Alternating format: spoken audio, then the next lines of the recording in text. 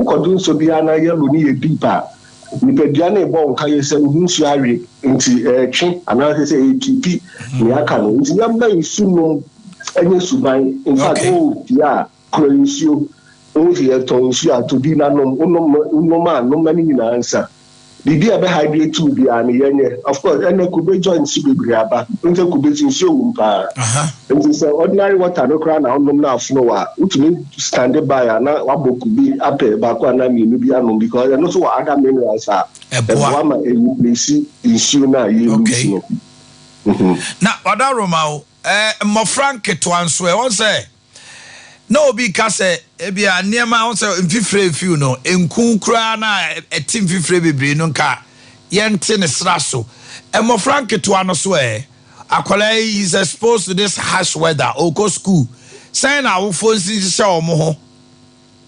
Oh, I mean, so what I know near cold. You say what I know near cold. You tell who has over my crown, ashes sweater. No, I did the umbedi agoredi you. But and I'm say, you're penny for na yesha kalano. You say kalado muti asemasi. No, let's watch him actually. Because what I know, you feel no musu feel until young susu and she show moon tadi kuntai. You more light dress, in ordinary school dress, you have fun cardigan in your man, she says. But young she and Chen Kalani said, almost no you say the come from penny. So I'm collaborating here is more. One body surface area, in so proportion, will cry higher. Okay. Children Kalani said, now, of course, for bottled water. Papa, the president said, "Monsieur, pipe over in na chocolate." And said, "A cup breaker on to other so bottle Papa, a bottled one." And now she said, "Why you feed your man no?" On find she now, can you come on time for Messi? Omomodi no ma, said we better so, but those on here says, "Oh, keep me no air, me." Until encourage in Colano, almost language assist your count by na mo so agbe dehydrated go mo kra de mo nye nsu kesi pa na eduro anwumre na yekoda nsuo no yenkoso anom ni papa mu de o se o koda no o da unu nsuo bebre a it may disrupt or rest sleep so here okay and you can say normally after 8 no na num nsuo obetumi anom kra 6 7 or last say na be ya rest no so a ehia pa Dr. Namo train na kanipa de obenya after 8 and nsuo I mean catch me nsuo to come the one but say na be ya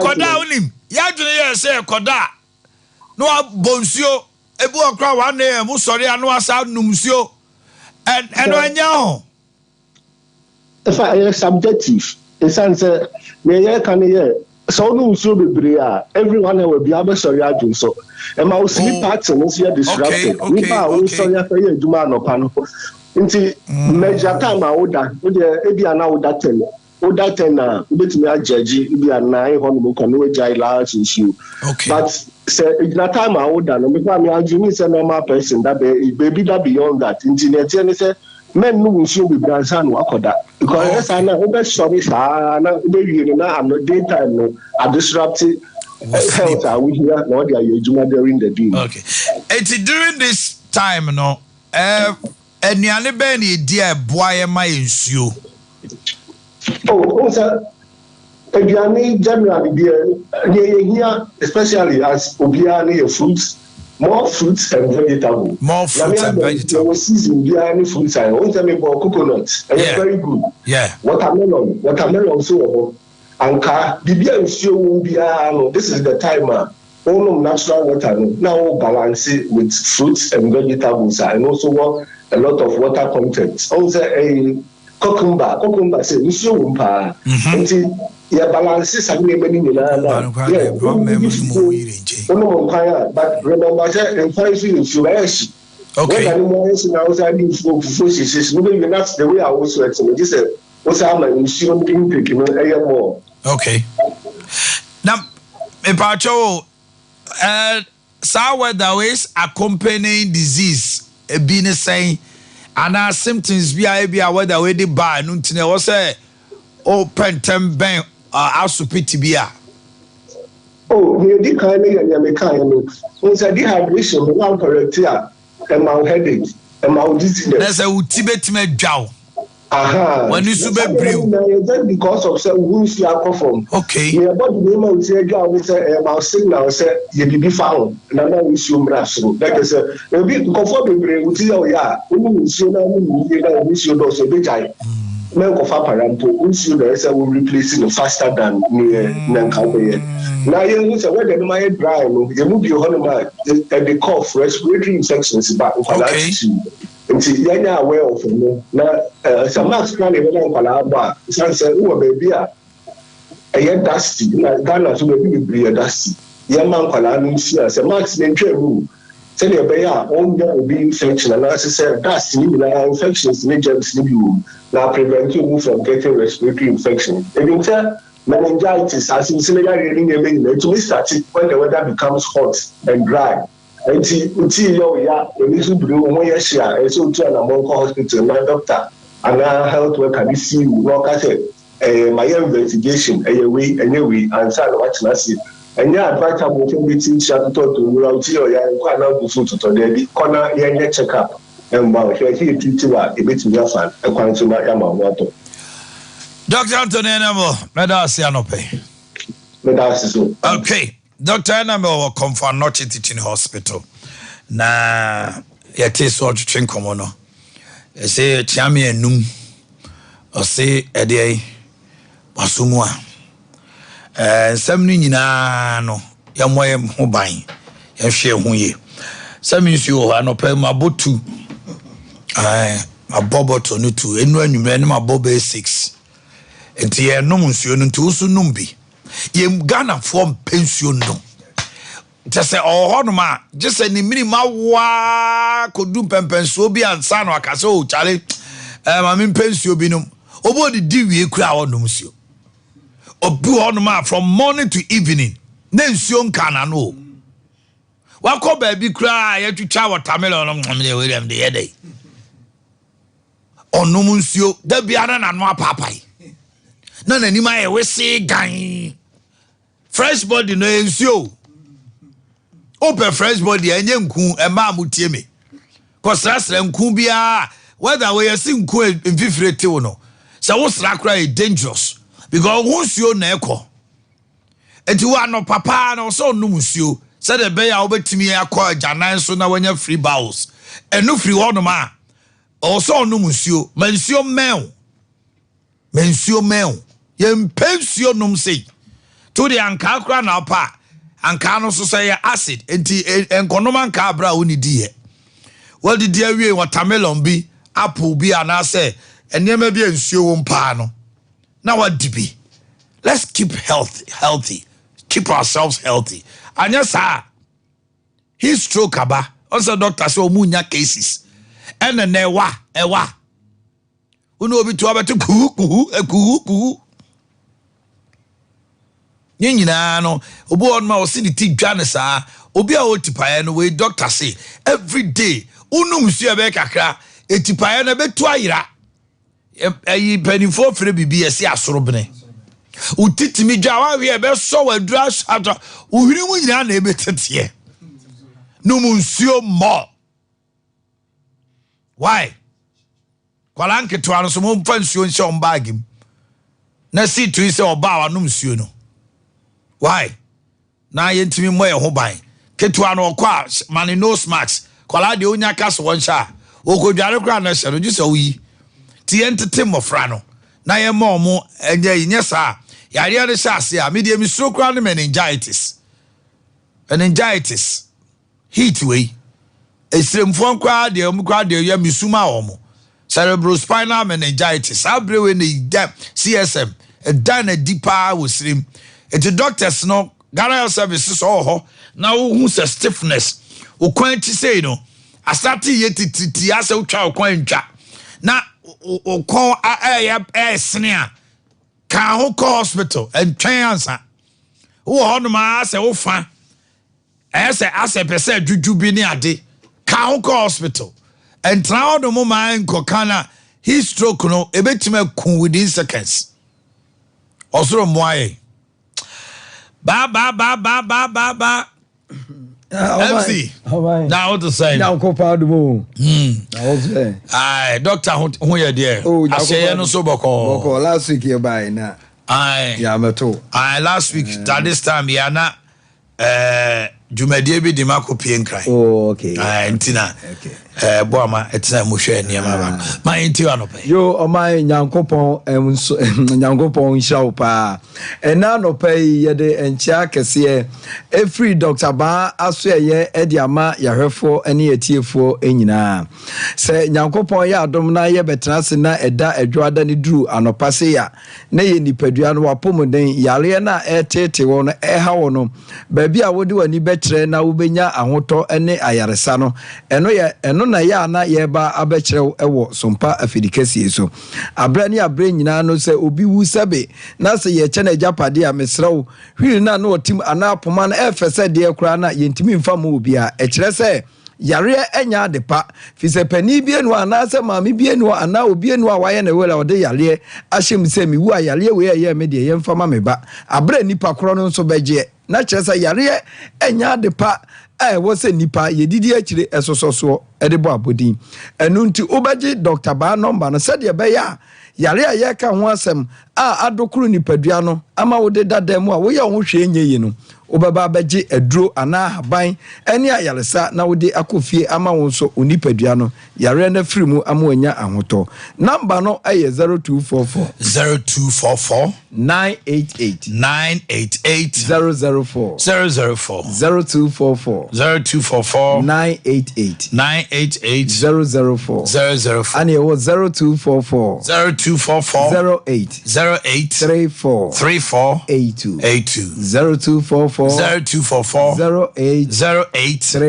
34 82 me pacho Dr. Ba ewo Kumasi atonsu agogo Abai hospital kese na esi wono nachi ane ewo enkran so ye was painters 18 junction ehwa ene anopai makacha o say yare de mesrew empanimfo ka omo asem se obi benya wa ne free yare ama me ne wanse ne free yare e kire se yare anya adepa ba enipadua ne nam wa ye didi aye no aye koba no eye den ya yare de enipadua no obefa bi but emra obefa yare no ba bia wo se wo ma wani da ho na wo de wo yare no beba be pie anya ahoto ene asomdwe eye Dr. Ba evisa Dr. Ba ye doctor watena se wo de ahaban de ye nananom tetene na akwasi buroni maaye nanso ye didi nom nanso ye de se ho yare yenya mfie de wo ho etena se ahodin mu no eno na Dr. Ba so afa no nemre mu se yare na etete adane koda na ne su no ode behwe ama wu nipadua no afiri wo so enti na me ne wo kasa ebia obi wo ho a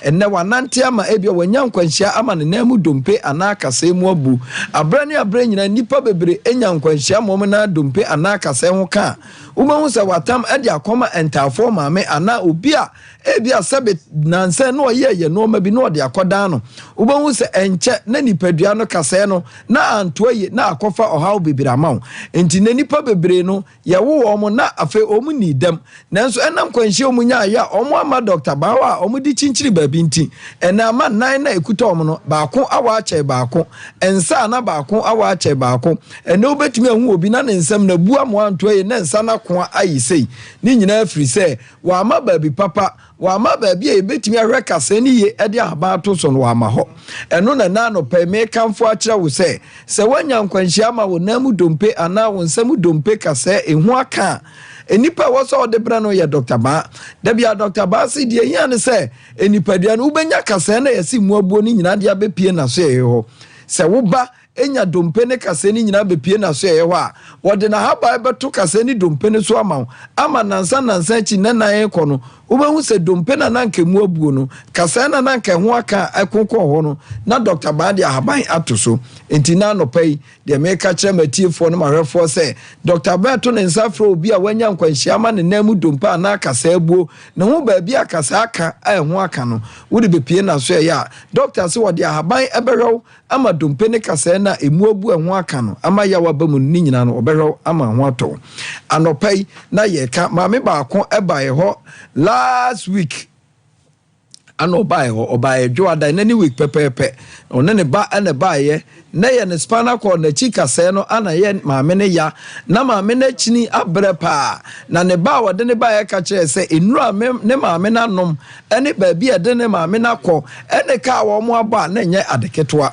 utimu se na chika se na aye ne ya mama me ne da wona obobena saa na nso sika wo fie nti omode na achini ama nketwa sanke yekoye no operation e wo doctor baako na doctor na ka kire maame ne se maame operation ne de eye 50-50 eye se me yewa nante de wanhwa na wantimi anante biem Emma Brown ne ka kire doctor no Emma doctor no nso ka kire mo se saa de na wo ka no nti ompeso obeye maame no operation ne biem enti aduro we na wo so omoto ede maame no unim se aduro na ye 4,000 Ghana cedis ana na omoto ede maame no ono aduro ne dia na yawo ni nyina akọ aduro ne sa na yawo na ba na 40 million na ye to eni na he na aduro na sa omo ato be de wo ho ama maame no bepem saa bere no anu omu hwe TV so a omo de maame ya bepie Dr. Ba enso mra Dr. Ba hwe maame no a ye de aban ni bi toto na chi ema ye aduro ni bi okoye no ni 3 days a ye ka se on samra no maame ne ba no to ayeye nwum se na doctor bi wo ho sei ana na mechini tonuro ebere wo tonuro ba ko 40 million enso Dr. Ba obai no wentua half kura eno na kire se tumi wa haba mu Dr. Ba di djuma entie bia na wo maame bi wo papa bi wo nua bi wonya problem e wo na chi dompe na chi kase obre e wo na chi kase mu oye no ho hwe nyeye ena ye koketa so akodai ena pede na onka na ni nguso eye wo nko anu ote wo na chi no aso na chi na so ne kase nim amotane entene ene ama nipa bebere mu akoko ama bia bubu agufom o mu ntimi nante ni nyina na anopa me ka kire se yare enya japade enti wachika se no bremo na ha otutuo no Dr. Ba se bra na yehwe ene nkrofo bebere nyinya stroke ye yale ade e ba nipadua no so aya na ahomete me se obi anya stroke amasebe na no achim ene wode chiwinga mato na num bepem saa bere ontimi kura ma na no ntene obi nso otwene na ase nyina ontimi nya no hwe obi de ne nsada ne ho de ya na Dr. Ba e ka kire yahwefo ne atiefo nyina ne se wo maame ana wo papa bi anya stroke a anida so wo Dr. Ba eni da so ho kire se ahaban na nyankopɔ ba ma nipadua ne se yemfansa yale no abeduru no wa kuta no a wonim hu se de obesi ade ayewo enti se wo papa bi wo maami bi wunua bi e wo stroke yare a ena no pay Dr. Ba wo kumase atonso ago a watena se yemisrew fo ani kire ho na stroke na adokoro wo maami ache adokoro wo papa enenti woboka maami ni ntimi nsole nante no wo de ne ba doctor de ahaban e ba ma ntini no ene no na ama ne nsam ne namu nyina agogo a wontimi nya hwe no eno ma beyeye ama stroke no afiri ne so ena me no kasa fa obi a wadwene mu ha ho ena nkrofo bebre sabe adwene ne ho aka obi pressure nti na adwene te afa so obi ni kunu nti watete na ma adwene no afa baabi de ye ka chewa ne se enipa bebre timi nya typhoid fever ekoso mo yare enti se wunua bi adwene mu ka no na ho ka eno nkire se eye bonsam bi na aye se de typhoid ye wa wosa yare ma ne kono sa na adwene mu ha enso wo eno nso eye yare enti se wunua bi ho aka na bia na wode na kwotena baabi eje ayarehwe bompa ya mesrew wo bompa ya ni nyina bia ye ya yesunsum mu de nyina wie enu hiyama nipadua no babra physical na beje aduro ma no se de be ya empa ya na ekoso no na aduro no nso ma adwene ni yeye emere tia bi na ne ho ato no fi se Dr. Ba uba na so ya nipa na adwene mu ha no yama na duro a enduduru no ema ne nye tentan ema ne nye sen aduro no be ma na da osori ya na adwene na ho aka ni nyina no abaye amanipadua ne ho ato no enti wunua bi adwene mu ha na fa ne bra Dr. Ba ho na yenhwe no ene me ka kire wo se wa wo sisi yare e wo abra bomo no Dr. Ba say sisi yare de esuro no osuro Dr. Ba kokokoko efise nipa bebra na nka omukuta poma ena mo mu sisi no mu ntimi ntrase na omde omani be kire Dr. Ba ho no eye pani be omo ato mo da bia doctor ka say onu nipa etwa ne be TV so no ompe na nka nya sa anka domo aba Dr. Ba no nka omu sisi ache ayo omo ya no sanka edomo e picture eno omo sata mo baaye ene awie ne de kosi ye beto so a anka nipa bebu aba Dr. Ba nka nya de ketwa nanso doctor se wo hwe owie akokuro mu awufiri baaye kodi ho adanse ne nipa kro no enso mra Dr. Ba enti nkrofo bebra ba mo mu sisi yare na ekọ enti mesrew se usisi na ye o ya fabra Dr. Ba so ye na ye hwe obu an na mu nyina ye dududu obu o ha ne nan no odi tia fom kra wonte enan na ye se fom bi empabo ahye ne kra na wura wo hu dane dan nyina nanse achene nsa achene nan wo ye ne ho hwe enye yi obi ne to asintine na etwene denden ama ye ne ho hwe enye yi ni nyina no Dr. Ba say ukukuru yale kukuru kura ba bia bekini nyina na ho to ama ba bia ohwe wie ema yale ni firi ono eye ba hospital entimesrew anopai enye chini enye wadwen se ana machina bre ana media fedia mabomu abu me se yale enye japade o na de agya woma wabomu no abu no emani mu fi se Dr. Ba wo nyamai bra ho na enhwe enti ye de number no betudwa na afi ye de kasa ni nyina ba wieye enti de ka che onse okotodwo ye ya ade bia ye yale bia no Dr. Ba so obehwe no asa ama sa yare no afiri wo so enu nti no je ne number no na afi tu anamo na bra ene anopai ya number no 0244 988 004 0244 988 004 and it was 0244 08 34 82 0244 08 34 82 Dr. Bawo Kumasi Atonso Ago Abai Hospital in the Chi Enkran was Spinters 18 Junction Anope Misre Dr. Bawo Kumasi Atonso Ago ntifa ya de ni nyina bra bedan ni emfia haba ni ntu asema na wie na wo kwa de nipa bebre peti ahwe eye ba okay nyame enka ho MC Asebu na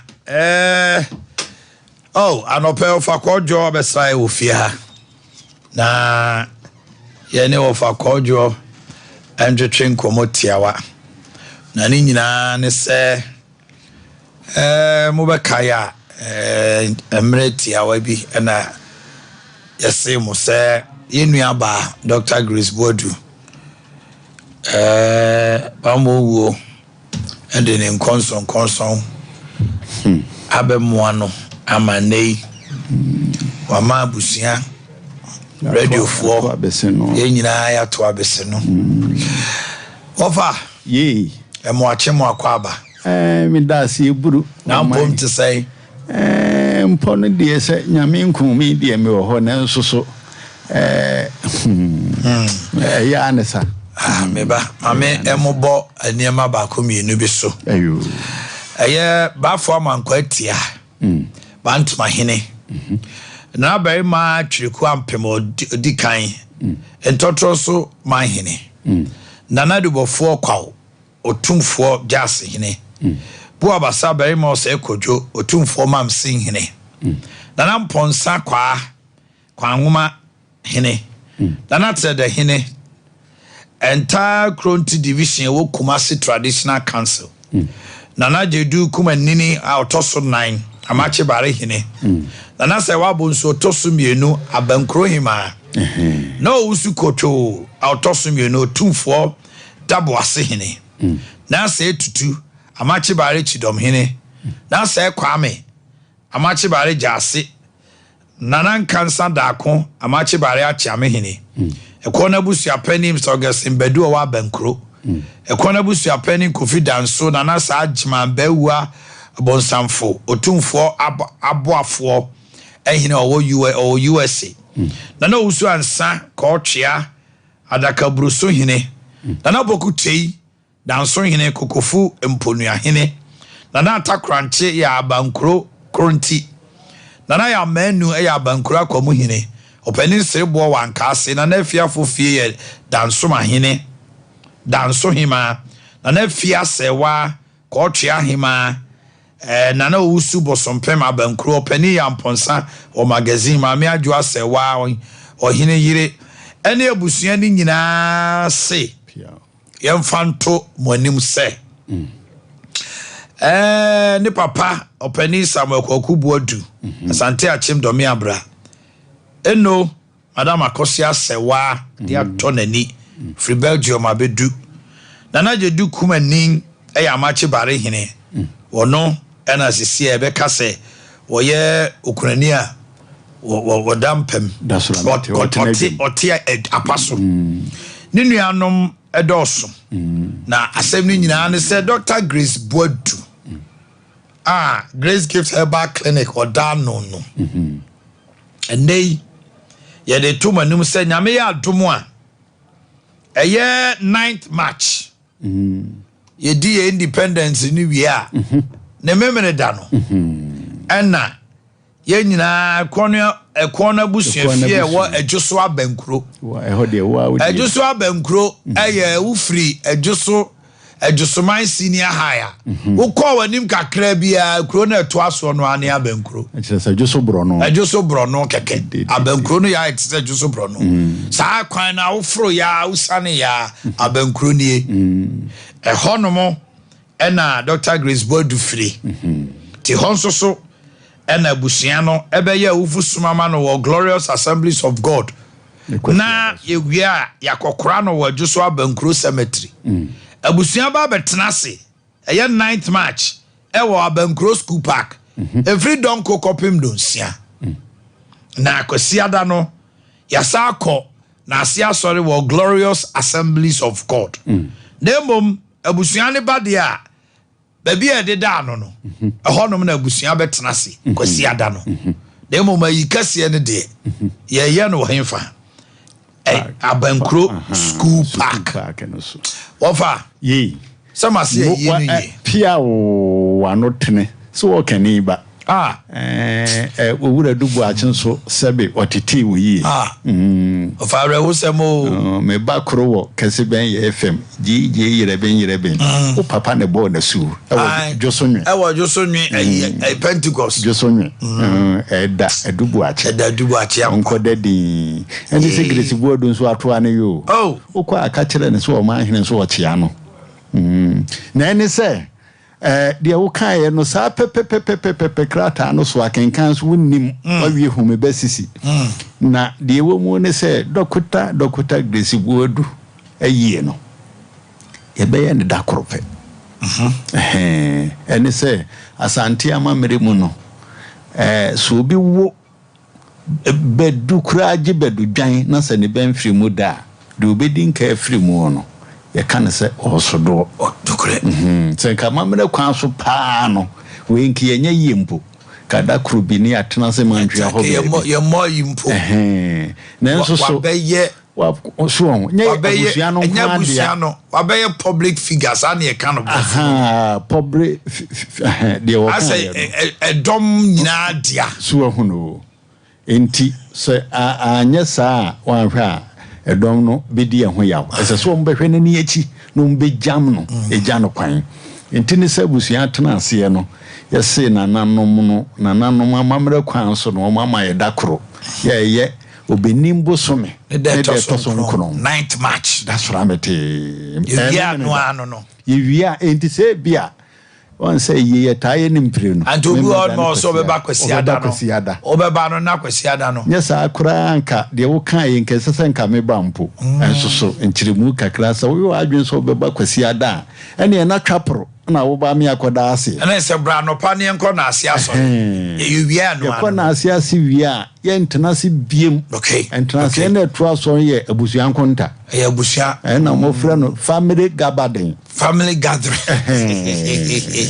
enna ekwa so de ba ye betena ne be ye dasora me enti nyese abusia ne betena kwasiada ma wakofra fufu asaba na pacho eye afade na efufu ana tuntum die kwasiada de memene da de ayiyo okay ayiyo ankasa dwabonso obapa amamere kwan so ya na enia owo ba no na eyesodo a ona ehyefufu ontobehye fufu atrase obi aka bi ache tuntum kwasiada de ye defita na bekwa asode ye kwa asore ba yapon kofi busua mom na etrase abunkunta dasoramete abon kompa hwe omachi dasoramete antino yense no so se yenye kwasiada yi te sa abodon ko ye sa akotenase enti ye memene da don ko kopim no nsia dasoramete enti emom ye be kura no ahomache no na ye de ne ko emusieye no ba ya tenase donko ebo no nsia na busua tumpata ya ewie bia ni hobio ti yense no so ye koda nase yense no so ti bia wo so be ba Sunday a o metu obi a ho ewie bia ni ho dasoramete okay ofa ketua bi etwato ne se eba ne se yie no krofo pi adwene yi o mo se asopiti no dabre ye tum kopim se yebebi wie David na asopiti de obeda to na me kan se senka adwuma wura ne so to se ye wase ha bi ana dokota waje na wo wi a ene nke betum na bibiti se suku asopiti ene nieme bita ande di pan 24 hours say ye ohwim moya adwuma that's ramete new achimota petroleum bungalow moya adwuma yentu mu da na se ye wayadefo a o mo daduro so nti ukoyi na free so a wa hwo na be mana do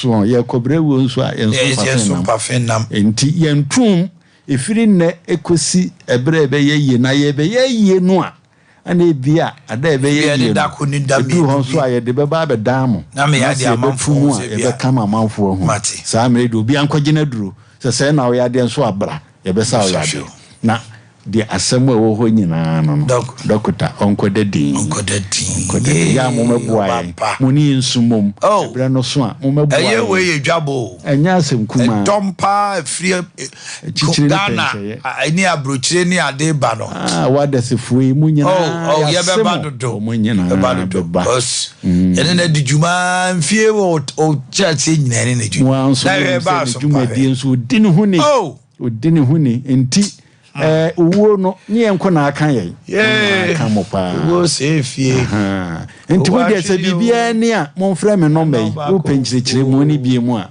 frɛ no mai Cello 54 tele 0543 tele 2 32 Cello 00 tele Cello 30 Cello 54 tele 0543 tele 2 32 Cello 00 tele Cello 30 anasa Cello 244 0244 126 126 tele 123 ofra ofra ya de no pay wa ya ma me rap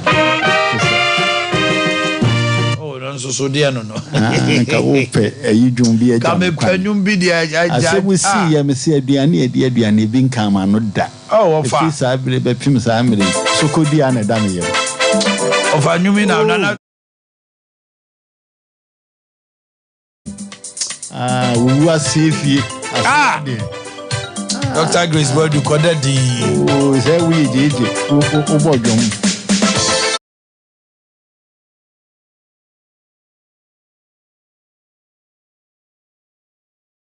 they go far place warrior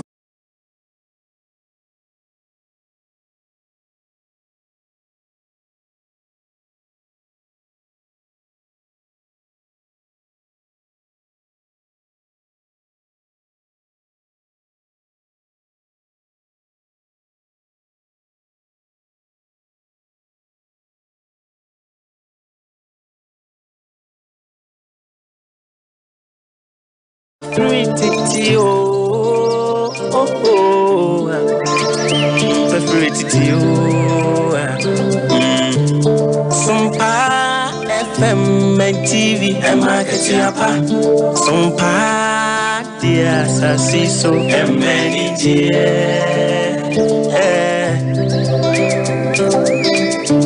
Aduma yesini akati enti usumwa sumyo abuna bema wanya akati yapa ewa sasiso Iwiasim mubasum na wasum ye dia fanyina masawansum bisa usum ye makiti yapo eni je disumpa Okasi enu numsio no ena no pay se wonye wo new set natural mineral water our office our bedroom our bathroom our bebia e just say bebia wo bia hospital kitchen baby biara wedding engagement outdoor in ase serve new set natural mineral water sorry anopa Bobby enumre ansa na abeda no doctor na me say 1 hour before you sleep Bobby may come for news and natural mineral water now.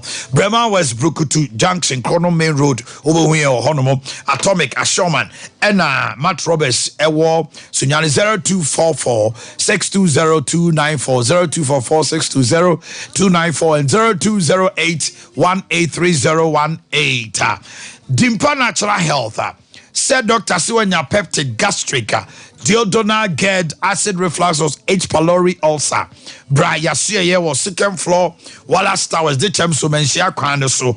Na ebra ne yen show, ye di mfidie ebesi so, na yo se was ye lab, ye scan. Na ye detox system no, ye be ni nyina. Ye the local and foreign natural herbal product.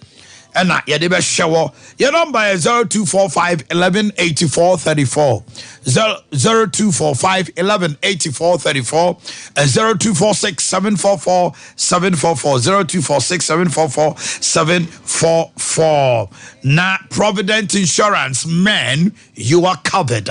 Yeah, your promotion just say you renew or insure your vehicle with Provident, and you go the extra mile with free fuel and other gifts. Ye chandia masa kopim 31st of March. And to BBR or call Provident Beka Tosa Mansuma Jimmy Mansuma Jim Petru Mansuma Jimmy present anami gift made a comment nimu. And I don't pay so to say was Swami Hanma Yen Stambik or Dambakum. I'm a com city style building. DVLA airport runabout your Asantimampo Stadium Roads Yenis Napiaba.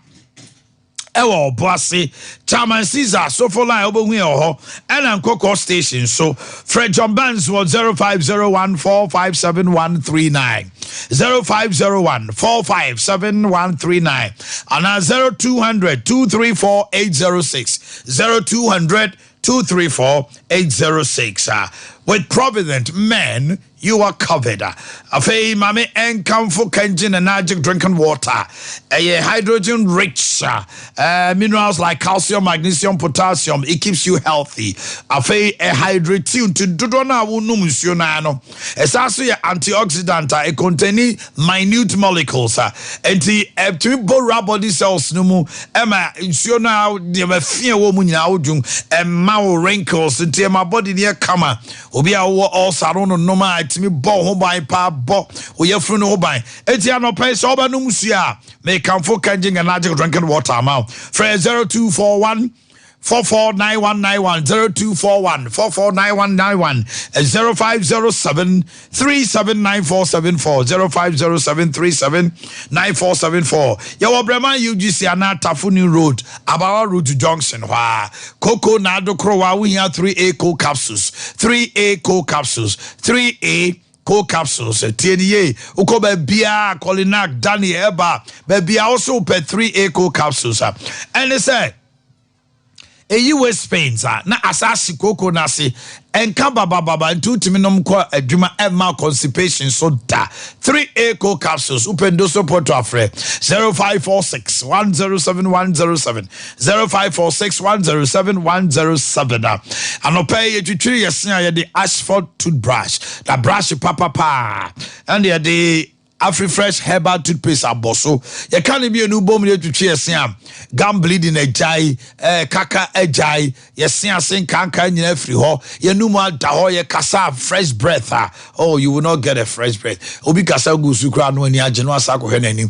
Na de okasa ya Debbie. Fibo Ventures and the day Ashford toothbrushes any Afri-Fresh herbal toothpaste ampa. You will boss Segolin. Open doso potra for 053 54 52 263 053 54 52 263. Afei ya we chicken na a BBC Boris B chicken na Boris B chicken ya wo broiler and ya wo layers halal chese gramophone chese ya ni to ho je di kumbo nya ya ye entu ye cremonia team anopa wo bi ye na organic.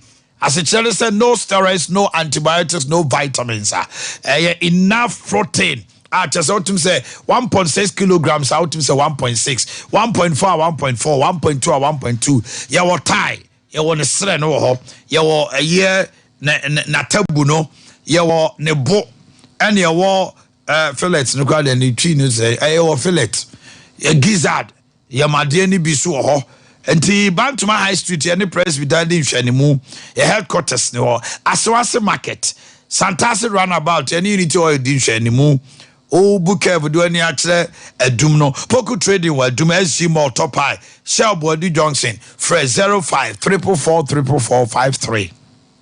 05-444-44453. Door-to-door delivery so net me ebia oye wedding oye party bi sa opese Boris B ebe grilled chicken mawa eno ane se wa fresh our number 05-444-44453 ebia oye party and our family gathering bi and a ye opese mo grilled chicken hey omo chicken anu nsu de keke omo nim grill so e ma ne blen e ma enye nyan eye kama tasty pa enti anopa me kamfo amaw Sefre 05-444-44453. Time herbal mixture.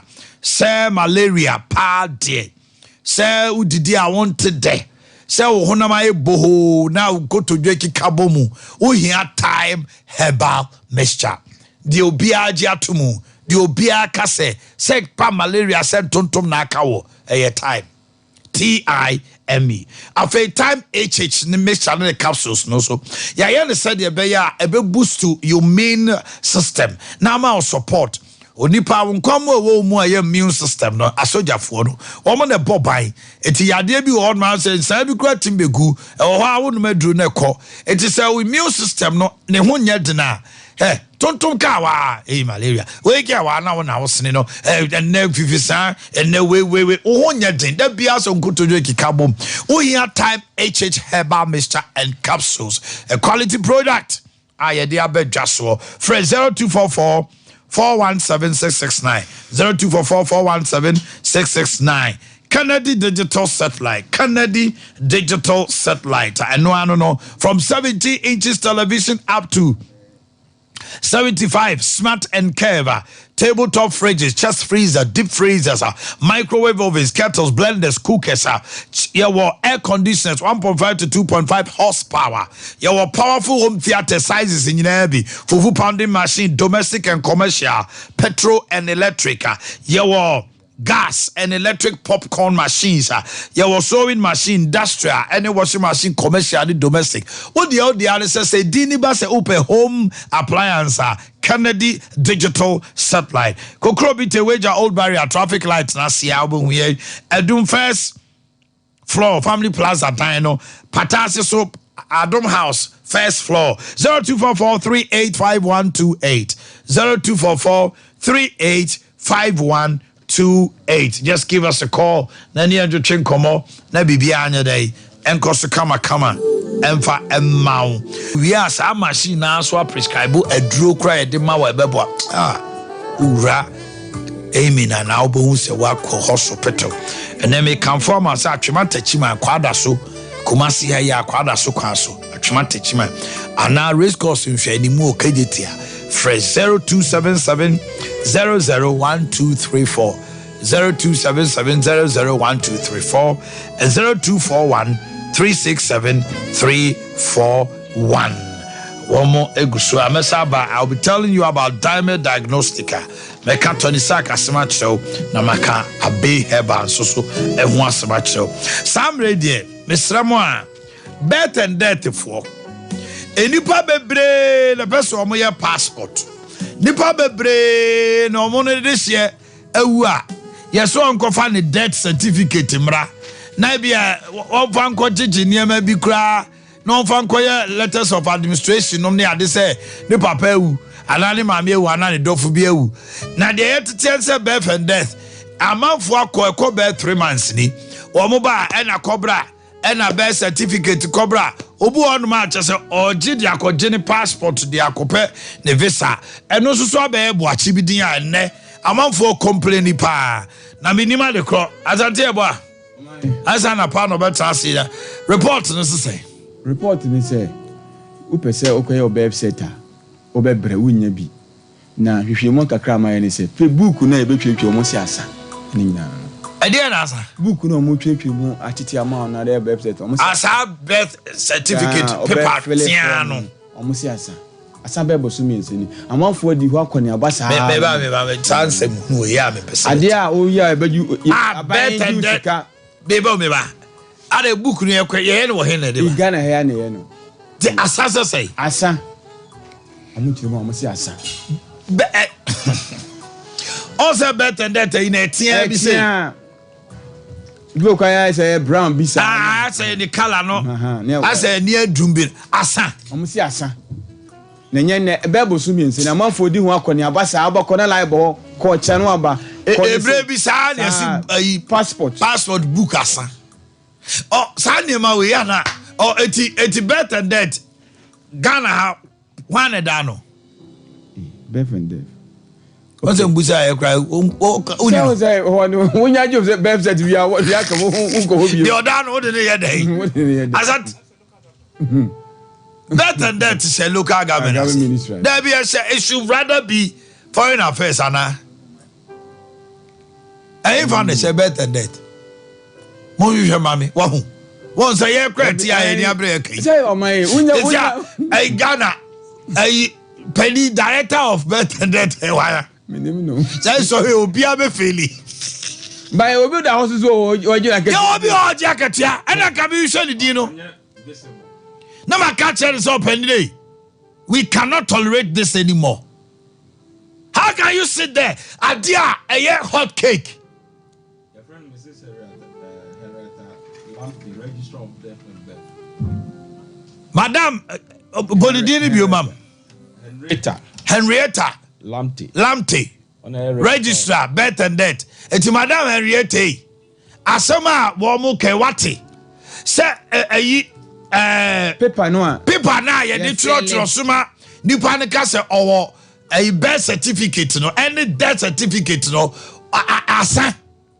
Madam Henrietta Lamte. Ene o mai sisi no. Birth and death no. Birth certificate any passport. I say o me yanu anom. But so unya be oje be set and san on the akwaje ayi. Ntiama for passport to uba na akwaje. Ntimi. Oh, and unyam so na akwaje passport for. Madam Henrietta. Wo ba pay. So won't ya ye catch. Ah! Mafo atwa wakoni abasa aboko no. Na labo ho ko e chana. Sadio bi tibia ho. He, sa na brebi. Besi Ghana leadership o. George Ubakai senior na Asia Pratete Ghana Publishing Company.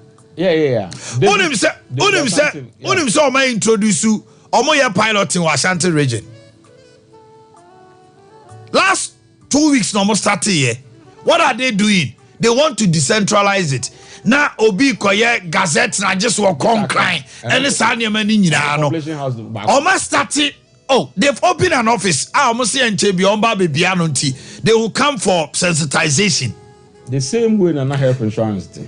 Aye. And they call digital obi aye on phone so. And health insurance so. Those times adum. Yes. Subi. Me say omo dey abo be salai. 4 AM near Swa school for Nkwala, egu basim, omeko back no na ekobo 2. Come din kwala. Paper answer. Oh, Mr. Ghana, a leadership. Simple technology. A leadership. Yeah, how the Amanda a leadership. Mr. Ye penny be free as ye be. Penny be called no ma. Na ye why? A constituency be MP to me corner constituency na dum na egu kra. Constituency no MP baako all no na so vibrant na niam ekoso MP ni ka so onkobio anase ye tu no ana constituency na gu sabe bo am kan tsam sambo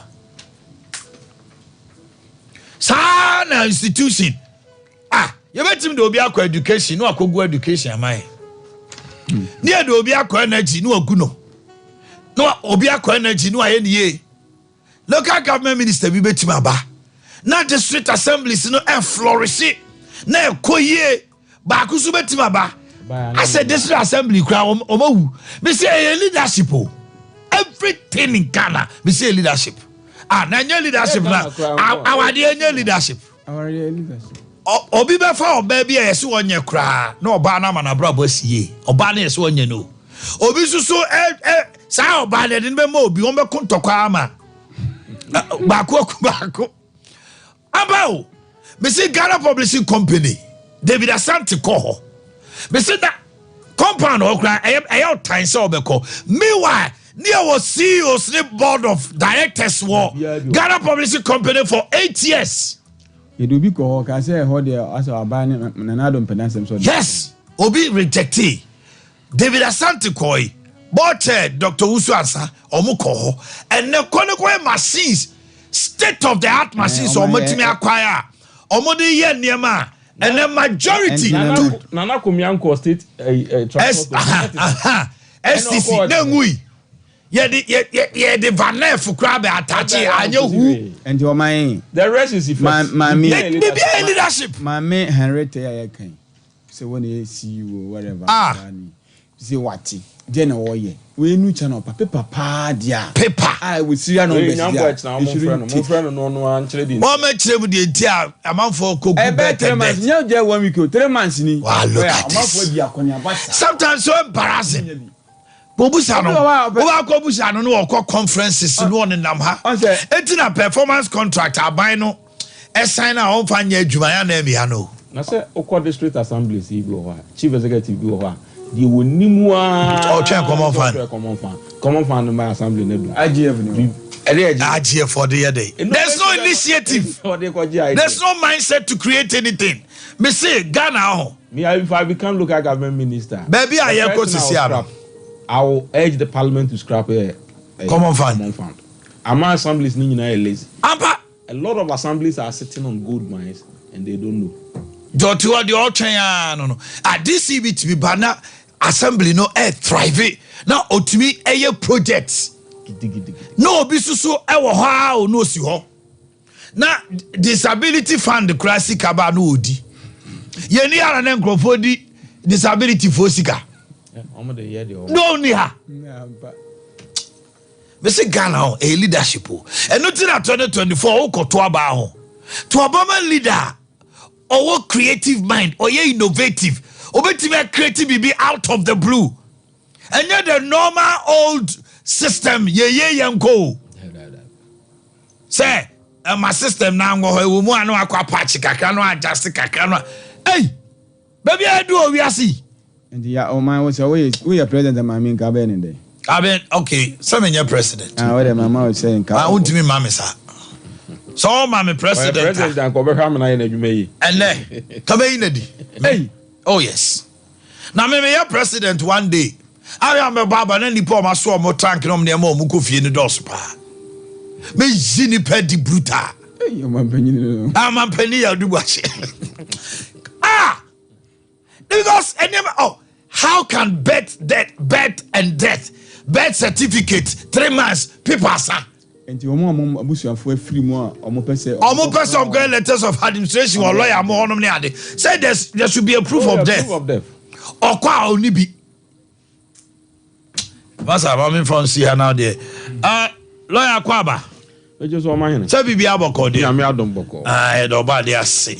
Nah, you train command pay. My penny John Dramani Mahama says this year there is a tailspin in NPP.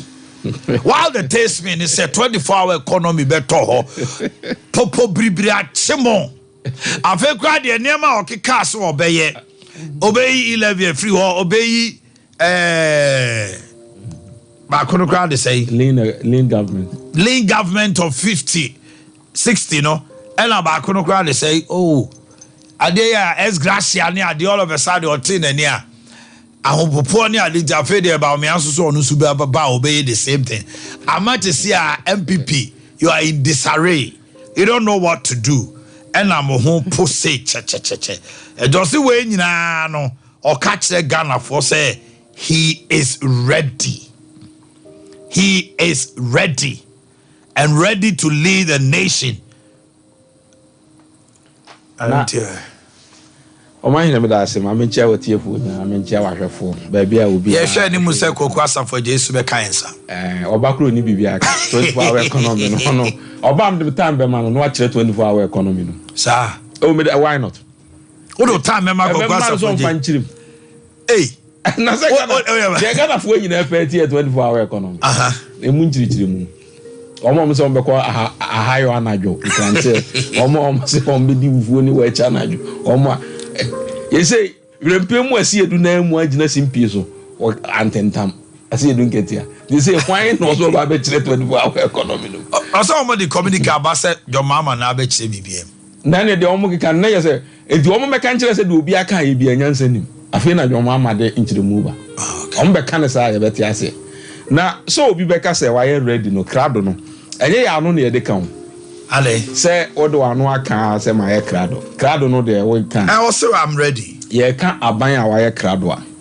ɛne obi a yɛto abama no ɛnatie yi wafuru simpie akyerɛ n'ani so ade hunu ɛde nsɛm baako mmienu mmiɛnsa ɛna aduoso de ato Ghanafoɔ anim sɛ me ba me gyina brane deɛ me ba bɛyɛ ni mada yɛ so ni m'ani so ade hunu ni sɛ mo de akonnwa ne ma me sɛ ɔkandifo a me na ɛyɛ sɛ mitimi bu ɔman no na magana ni biara mfi nso sɛ we are ye ɔman mu a yɛbu no Ghana ha by our constitutional structure no executive government na yɛka executive government na saa executive government no president no pɛ ɛna yɛde tumi ɛwɔ Ghana nyinaa de ama no ɛna ɔwɔ aboafo na woyɛ obi nso boafo a deɛ wotumi yɛ ne sɛ wutu no fo anaasɛ wokyerɛ wadwen no ɔsɛ wɔmfa ana utu no fo na se wo se woni wani so ade hunu ne nkwa eno de wuntimi nya ho hwe eti tumi no ye de manipa ba akopɛ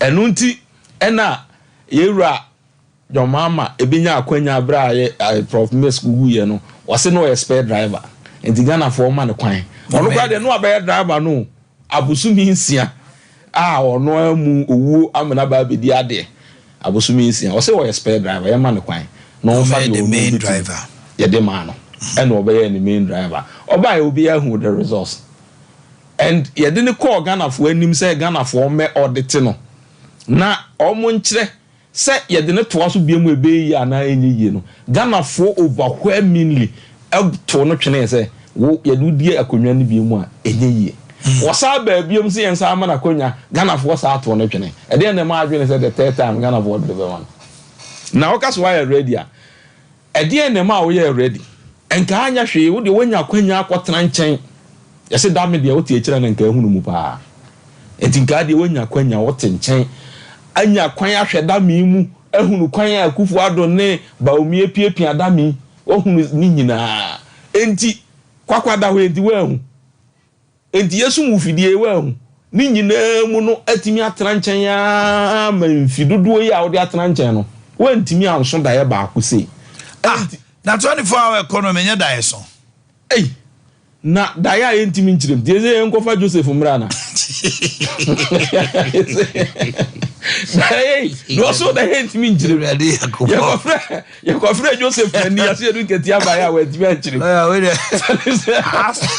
savage pa na no pe wato sa ya kofre ofozu ko ache amehina no tewa so ono de omra mechirem na said there or sikunkum na nim pa be kire mu a ewo obi afidie so obi eti weche seles nipa dodo sen the ton weche anajo obi so say bia any pay di weche there's no market for it also you have to stimulate that market enti momo ani so ade hunu amode ba ne say mo beboa ami aton weche anajo na saa ani so ade hunu we who did the unit committee ebe and this a new unit committee asem na okay me babo me aton ebo echa najo na enim say beans ready na najo a etima problem ma gas asem na okay and mo babo me aton ebo echa najo dem betimi aye Ghana fo an ba ko nso ba babo ama wo ton wakrante a eno so betimi de agina kwa ho cars na ye adwuma 24 hours na no so na no yes Joseph Amine kan no kre mo nya so say mo ke cars am say crofo ano say eno nya no kre ho na ye rasi ye dinketia ese oba anajo so they all say well the nipa eye adwuma na fondling enti o kire kwan e be fa so abehu se adwuma wi ye light ye de ye na anajo ana ye de ye na wia asem no say no kure ni say if it doesn't make sense it doesn't make sense e kwan bi eni ho abetimi afa so akire mu ma ade no otimi ayeye because ade na nkasa no enye da yesu bia o enye da yesu bia no so ye only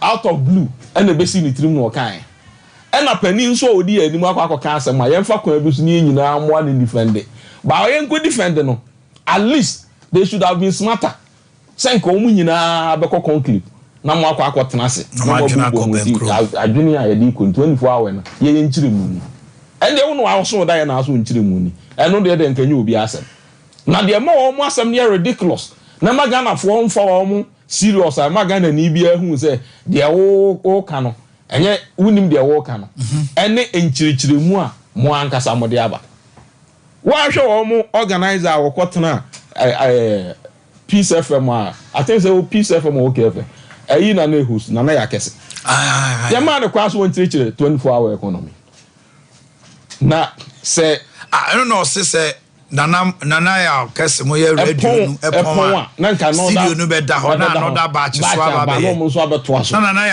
ya say kokroko epon another program never yempon to be from never so nke anya obi nso metra me kokroko no obi so abebe kokroko sa to eno ne 24 hours so de ka kire wu nyina ne say sa de ewi enye asempapa bia Ghana for be so 24-hour economy. Enya bosremu adio. You see, 24-hour. Oh man, I to say ya bosremu adio say bia. As a washi am penifo bi na me kura me dwene senka me ye we na. As aye he. Debi. Say je bosremu adia. Enko betimi akyerechire yemu. Na da enye ayi, yese kaseka krama no a. Nya ni wura na eyi. Enti nipa na ono ankasa so ne daye na obeka na asem se 24 hours economy no 24 hour economy na meye no edie enchichiremu no ode aba Ghana fo hu en 24 hour economy na wo ka no Ghana ha koso dada when you go to e-banking 24 hour economy is running and at 2 o'clock you can send money to me, I can send money to you, I can pay my bill me too kwan me bedru here anajo na me pese me hwe na me DSTV awu me fa me phone wana me tuaye within 10 minutes na me hwe me bo 24-hour economy no ebrebe na me ko me phone so a yewura Mahmood ba omi ada romanti interoperability aba enu billions an ka mo de koye no o de sike kuma bi aye amena yeye amena Ghana ni bi enjoy 24-hour economy on e-banking. It is working. O de enu efiri ho no ma Wako police stations or case and I join me recorder. The security state apparatus, military security, 24 hours will be in a Juma. There are so many facets of economy at 24 hours economy in Juma. The year a be the Oko hospital 24 hours is running. Enti ade no also ode ba foforo ababeka ho. Se me ton ade na me private sector na say demand driven me ton e bi a emo. Enipa sanlai twa omunwie ya metumu akoda sese na se metumu akoda na mabra mepe obi a ono nso beto aso aton amanipa na bo me betena sifra no pakopim no nsia ento obi ya aduru anwumre na me kwa akoda na o se no 24-hour economy nti me ntena se ma de nti would that make sense to any market? It's demand driven. Enipa no say demand no wo ho there, yes, the person will go ahead and sell. But Felix Ofosu-Kwakye says you have to stimulate the demand. So the stimulation, you know, by giving incentive to tariff, electricity, giving incentive to and creating security. You know why? Say the entire na security there is there. In the sub-Saharan Africa, insurgents and some even terrorist attacks and all that. Ghana security is intact. We're talking about internal. They will create security to the extent so be per se. Security ni Ghana internally. Now drive there are police barriers all over the place. Checkpoints, barriers, and all that. There are patrol teams. Everywhere. Motorbikes. And besides that, yes, and besides that, there's now police in the first time in the history of this country. Police and helicopters are surveillance and patrolling. When you have a security, I'm a security here. It's not about so live service. In your tenure as president, at the end of the day now, it was security. Yes, and they beat me. I do what they say. The security insurance and no beat me. Again, now yeah, no health and yes on coin. And then you betting you will be say health for and then the show on side. Oh, but the NDC touts themselves.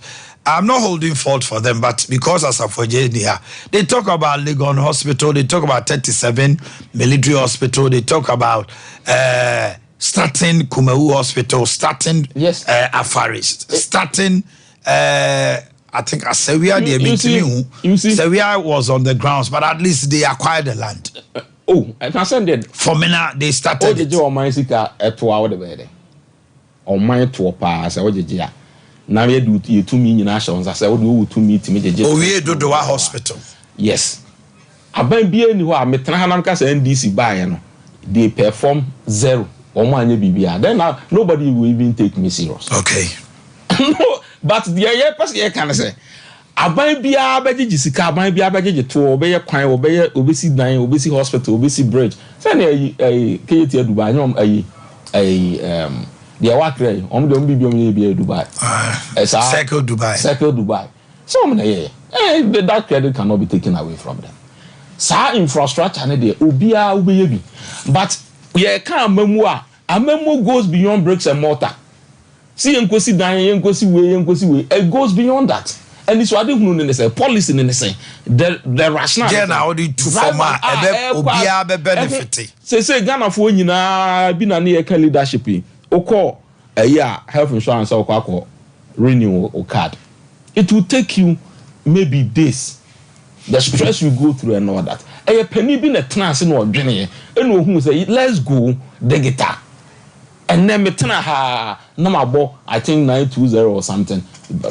Na mabo na my renew and then can police initial na say any more car any more insurance we don't know car insurance na car insurance and now code na a show of active or inactive this and no near friend amamo adwene policy ni say enkura wo Ghana no in the next 20 years I say akwan ben me so Ghana for enkura yehu wo mo sen say na your person you say the quality of a nation is the quality of its people enti na adwene na ba say and yenye free education yen for man no say the tie bia nta mofra na chi no bia ntiminya education at least secondary level when your secondary level na adwene mu bia social vices aduma kra wo kire na obehu metrics obehu bibia wo kire ni bia no enye ne ba ne san so esan say na adwene mu abie na wanya ahunimpa ninti no ubon se niema bi wo ha on fa no ho fare and na onye too much gullible so obia betimi ayusu no edna ye bibia wo pe bia enti sa anisuade hunu ni se mpese Ghana fo nkora enye quality then you bring free SHS policy and no and na the only hu na anisuade hunu no beka se ye ru adwon mama beka kire o se entimi nye ye unless in the next 20 years then they make an advert conscious effort to poo that idea. Say the TBA and mane maso. 83 SHS, all lie be lie. It's 419. Is that you heard all them? You are a media man. Ghana for you now so te. Enti sa ni swadi hunu no. Ene aye adwuma na anya adwuma. Enti ye Mahmoud ba mi ate ase say going into 2024 election, it is a choice between the past and the future. And we all know say past no gloomy. There's nothing, there's no hope in the past. Because past in there, yenim the past yenim Sada, yenim Bas Brandon, yenim Isophoton, yenim all kinds of scandals, yenim Embraer 190, yenim Bibia. Enti sa future ne there, yenim. Anya hwe past no. Sa past ne yenim, but the future ne there, at least the woman no yenim. Enti say ye beyen from so okra wo paw no mu between the past and the future na any I would prefer say meyen from so wo manim because how the meaning there ho it can be good it may be bad but then the way there we know say a certified proven were tried tested and failed enti eno no mintimi nsa amfa nhye won nsam bio enti Ghana for ebesusu sa amamu emienu e de mpanimfo emienu ato nsani ani na se de etie bia sa mpanimfo emienu no eye den se de Ghana for po ye mpo bi ba so ni 93.1 FM na opaw no Ghana for beti ase anya hwe pani ba ye no as flag bearer eni na ahe satam ye ewura Muhammad dadada se ye ka obi a wa krado a ma me nkyere obi a wa krado na ni so oba ye na ne policy ene wode aba mani so ade hunu ni me de mpese me ye ni mo hwe na mo nso ma me ene wode agu akwam say aka kwan a ye befa so a Ghana for beti sa policy ni nyina ase ama ene se de tie bia no ye hwa ma Ghana for ate sa asem ni nyina ase se de be ya Ghana for kwa akoto aba sa na da ye wura John Mahama de aba ne 24 hours ni nkukobu nkitenkete ni sa ne policy nkitenkete na ode ba no ene ye adwina hwe kan ni ahwe ade e beboa ma wi ase e no pe na wo kan se bibia o wi ase bia leadership and it is true. Yes. Absolutely. Me share documentary bi na Abrante bi ko Dubai. Okoye na obusa o say o source power of revenue and also hospitality and I think oil. Yeah. Now number of quantity of oil omunya in a day no. If you compare to that same quantity of oil in Nigeria in a day, it is about 10 times. It's a Nigeria nya be 10 times. 10 times of that.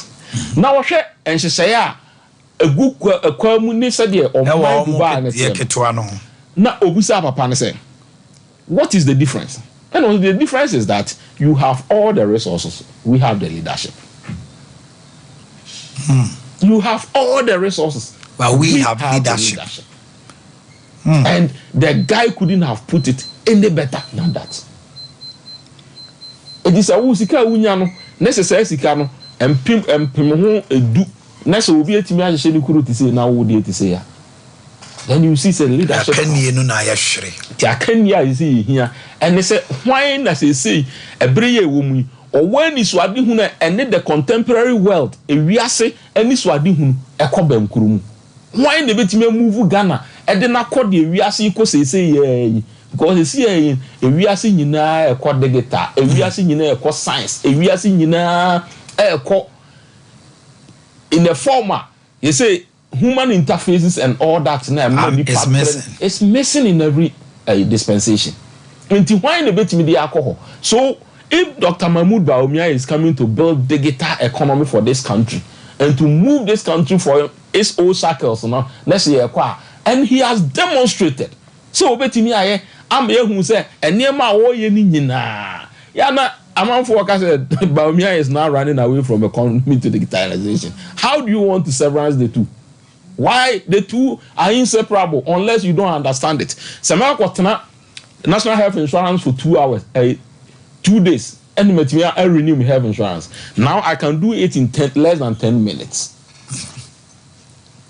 Now the most economic resource are ever valuable in life is time. Yeah, time.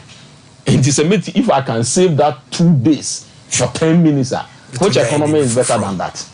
I mean, as a Ghana for Tiase, Nipantiase, na yenu no no mudi agro ndisi fuwe na nanu safu ejenum. Omontiase se. O mine de aduro no. Ye nko ye achi biem, enkofa bochi ane ayinsi ani enso jamfa no aduane bio. The world is advancing. We are in the digital world, we are in the scientific world. And this eno ani swade hunu no. Ena wo hwa aban yi a, wo se benne me yes STEM. This is 93.1 technology, something and math, science, technology, engineering and maths, STEM. Now, education so ebokona.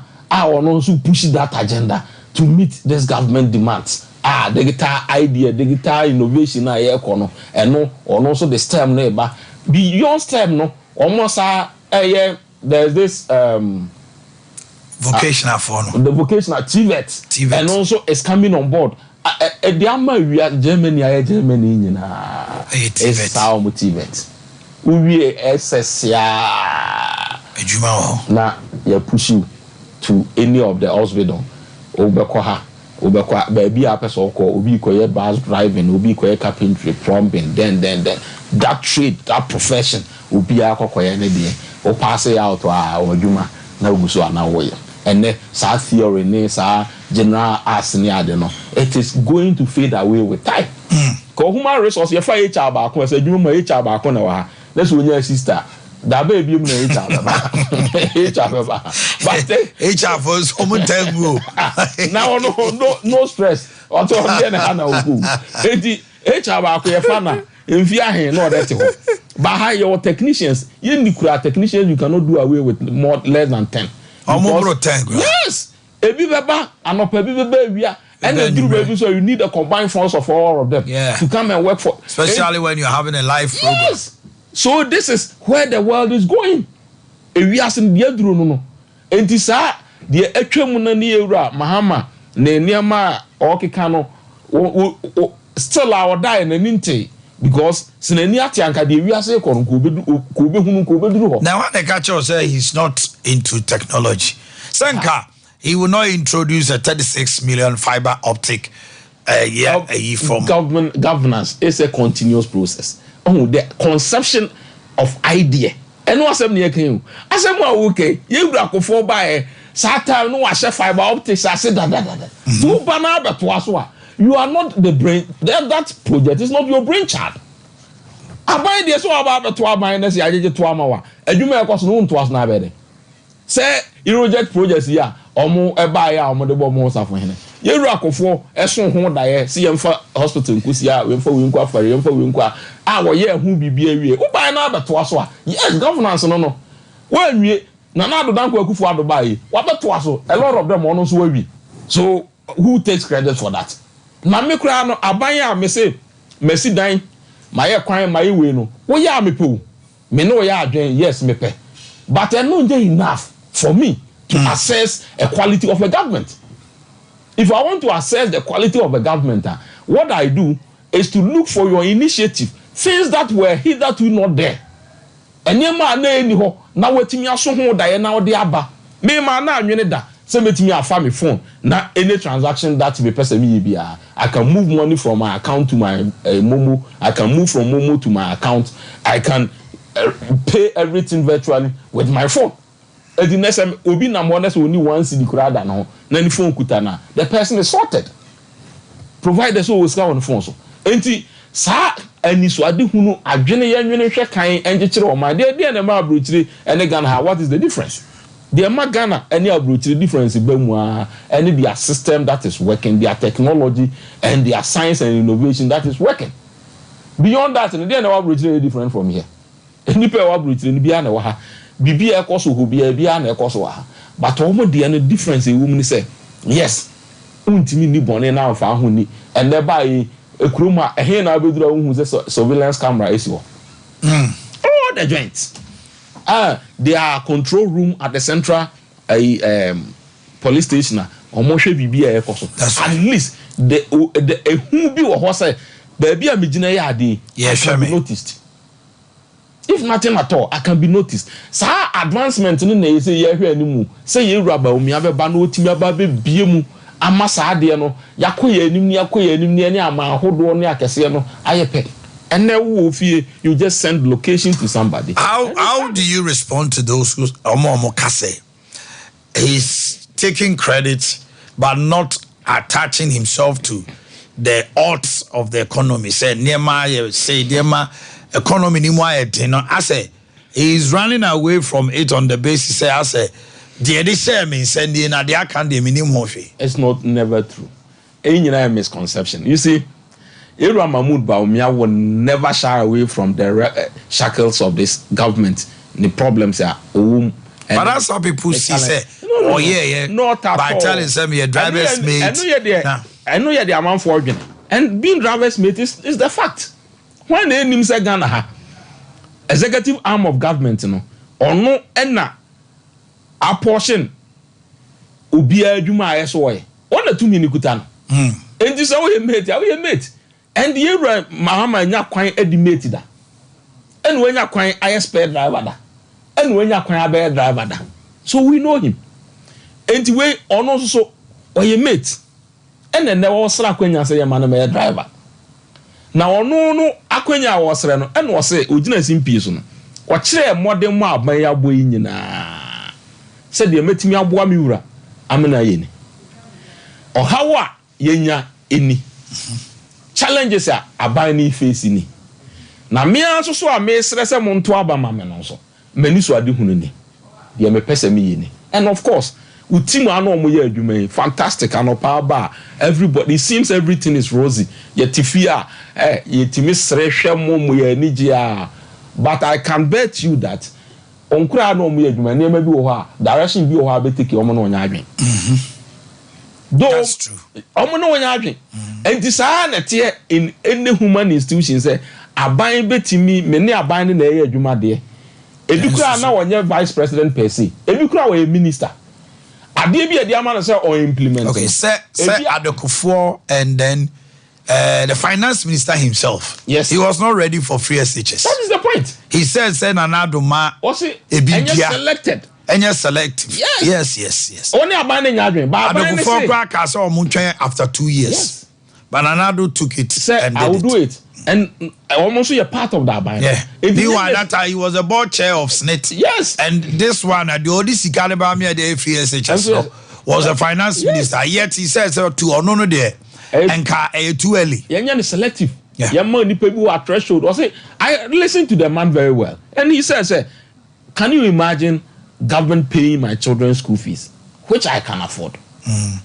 It's a finance minister no cry no so it is possible say yes but they say it's harder than Dr. Mahmoud Bawumia so be a niema no omo nya adwene one voice in the house. No, you are under oath. You come to but the finance minister was under oath. So we disagree there but say asema ya ka wo ho a ya ka wo cabinet kokoam utimi ba make say you can do that. Okay, you can do that but ubetimi a kire wadwen publicly I deal with no woman. But I don't know. Asafoje is very late today, right? You know, we also have just about 15 minutes or so to wrap up. And see, I don't know, but Obana or 10 minutes round the member and also I told you go ahead. This time around, no more program and no more ferry.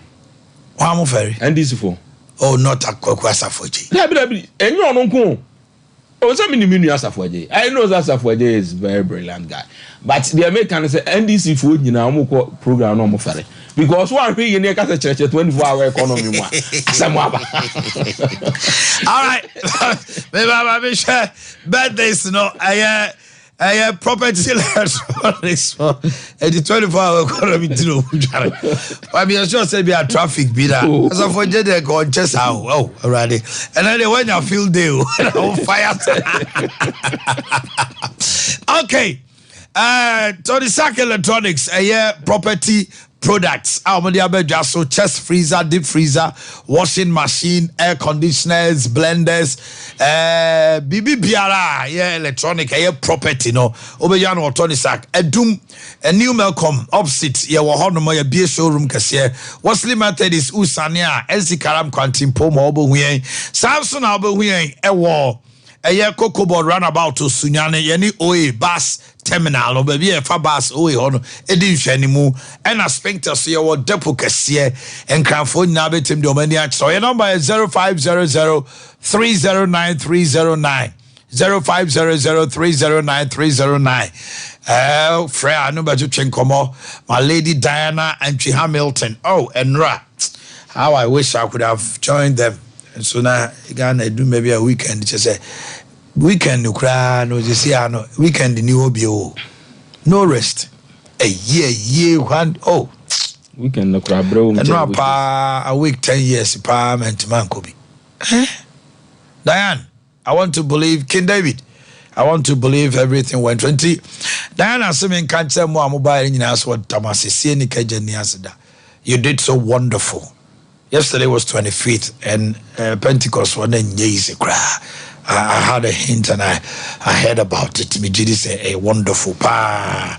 Let's do the birthdays here to my sweet wife Cynthia Asumadu. You are a nurse at the Fijasi. From your husband Trebua Kodia Felix of Ludo Ghana Limited. And to Cynthia Asumadu, nurse. Happy birthday. To my sister Efia Diamond of Santasia Pre. Kofi Jobu Eguye Kwano. Pray Tokwa de nyina Kwano Kofi Jobu just say one man of first you know the ana white no. You know base no. Base no. Oh. Ayagro.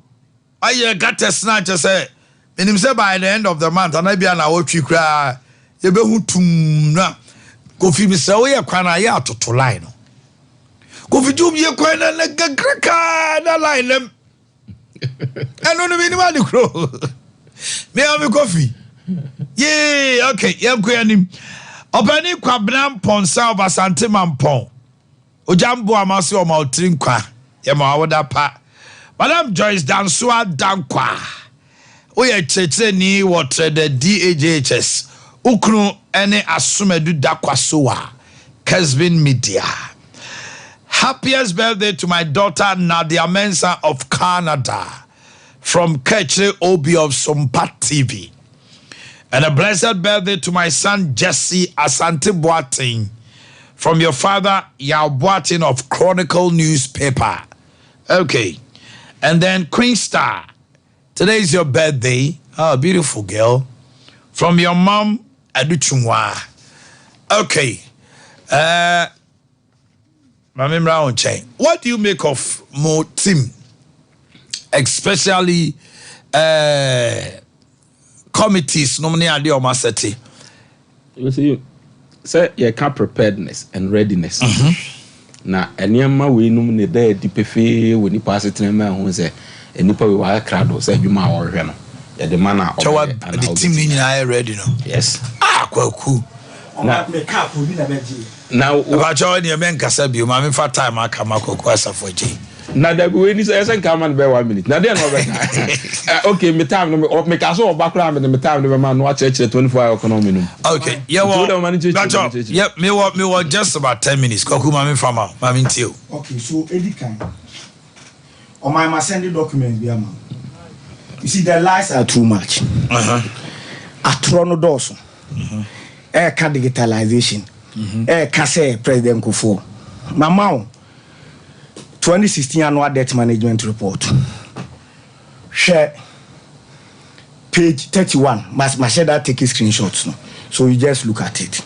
Share item 320. Government e-platform services. No. Yeah, contracted loan in 2011, and it is there. And this is the document produced by Ken Ofori-Atta. So, me nyɛ betina ha.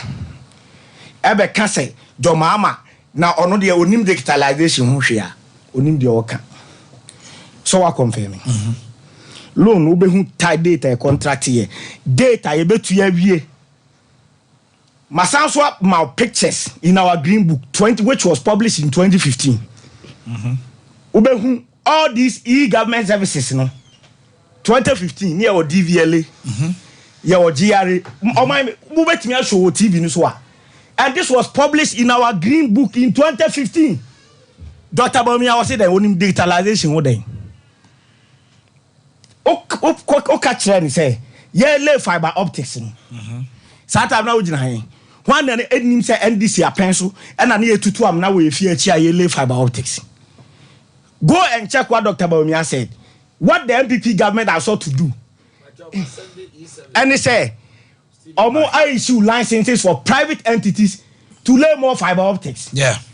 Now who call line who issue frequency my individuals? What be a radio station? What kind of mediocrity is this? Dr. Bawumia now move on wound to me. Eka say, Omo buy and they assign interoperability contract in that. Oma inu that video no. The vice president Albon home the room. On what you think Mahama and the gene interoperability na and they then home. Omo buy the issue they raised and say, Sikana ne contract in the dorsum. So yeah, probably any brainchild. How can that be attributed to the? Yeah, that's the e-service. This is it. Opani Shebi, they are say yeah, this is published. This was published in 2015. In your green book. Yes. We know the green and book. Mama, another official document signed by Ken Ofori-Atta, produced by this government. Our Master Adjatun said the loan for all this digital infrastructure was contracted in 2011. Oh, Mama, by way me a petre beso sada we ya. Mumu wan. Mahama na pena sema na wo ye ne basa no. Onu na ye we amen ne Ghana DVLA. E na wo ho no pani hwe bi. Ya lay infrastructure na ka wo wen. But it's also another WAP argument say governance is beyond infrastructure. Now, Kabu Beda is free SHS. Oh, my, Busadema me say 2017 now, mobile, no some baby free SHS. No mercy secondary school do nothing. Zero.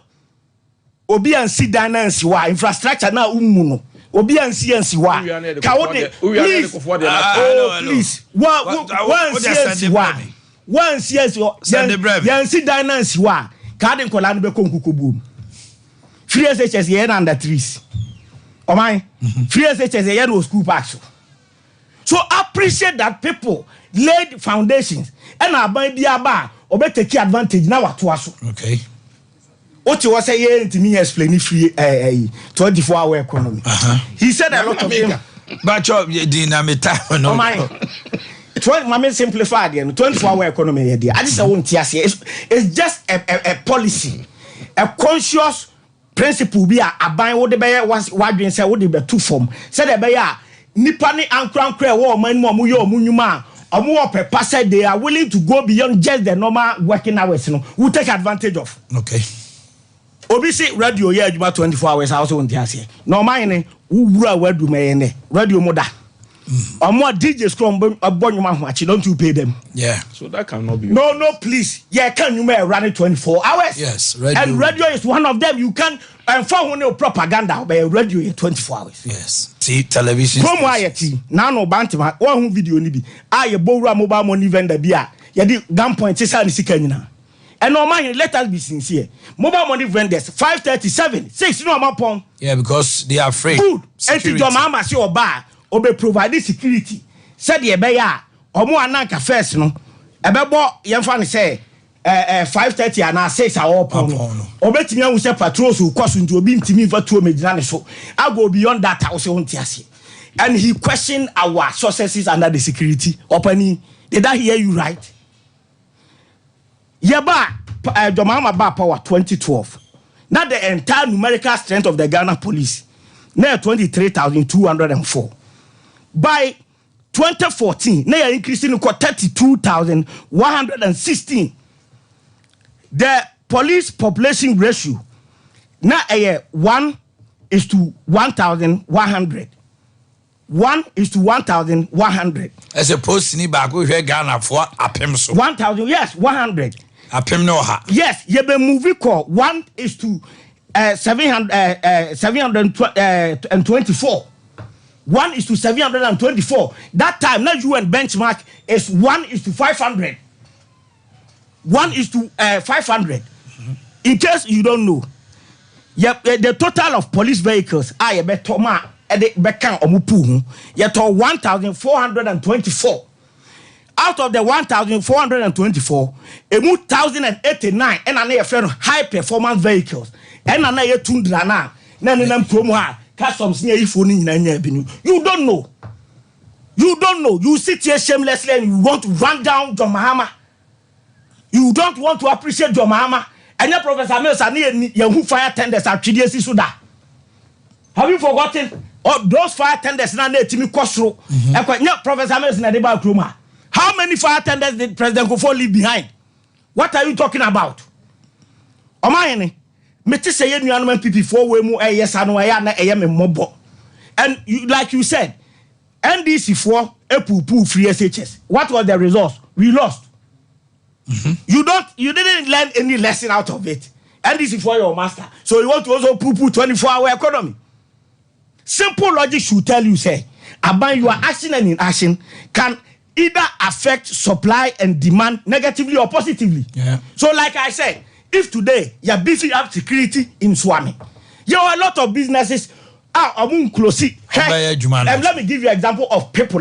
About person 24 hours in a day, but because of the security situation, they are unable to do so. Pharmacies, Ube who will be no actual 24 hours, but about 10, 30, 11. No problem. Ube drew on. We are closing on our bottle clock to Ebi. Or my name, yeah. Udu was a ring the bell because on himself be to armed robbers can attack him. To Uko Kasafa to Kron, where you do not for to Kron, what you are seeking for to Kron. Common sense will tell you that. Filling station. Yes, if you provide security for such a person, obey na juma, micro mass and by latest by 8:30, unya fuel into. buzo obi ade a watching me kroma Asante Mampo ya ti se okọ na okọ tena pub bi na woji wani na wa hwa nkoto petrol na aka se wo twɛn na wo wia nkoto petrol waka kromo because of kumu and robbery na no bobo amanfo to wia wo no aka wo paniam wakonta by 8:30 o mapon. Common sense will tell you if you provide security you work okay so mine your central market ni ekejeti ayi obi ane pese e be 5 no apon ayi obi ane pe there are people who are on the market tifia obetima mo ma be hwe store no and on mine assuming you have provided security for the central market and kejetia na e wo ho no military patrol fire service patrol police patrol no rapper na so mine oboye active no mo ye adwuma. You think African World passing a line they will close at 7 because minya kumba ne wo out ye asabre oye wadwuma obe free about 5 and 6 no unim say congestion kure wo kejetia by now oko obi be scratch o car unya ba bi kura papa mpake but say kejetia run 24 hours unim say about 7 crowd there will be less congestion. You can find a nice place and park, go and do your market and go your way. Common sense should tell this government say a man money mem juma bank no omukra they are disadvantaged. Go sorry by 6 you should be in the workplace. What point them cry 6 7 tisa oba no yire no obenya time when akodida I used to confront busu ani be town chain. Sometimes it creates a whole lot of problems in the marriage. All right. Now you can't wait. It's unfortunate that then I will send it. Who perform? Check the date for me. 14th August 2007. President Kufuor performed ceremony to begin work on broadband project. Fiber optic $70 million landmark national communication backbone fiber optic. Okay. Emre no aso. Afi wo hu do so da ye. Ena de factor me. Won so anya de. Ena say sene lawyer etimia ena de wakansem pa o gwaku. That 24 hours go buy wetin me. Se se kura no. Mo pa mo enye no. Days ni bi wa we ba 30 minutes na we aba 30 minutes. Abusiafo, mami fa busiana. Ali atoko kwa no. We share this with be half our time man no say 24 hours. Oh. Let's mo say who find it mu dia Felix and then say.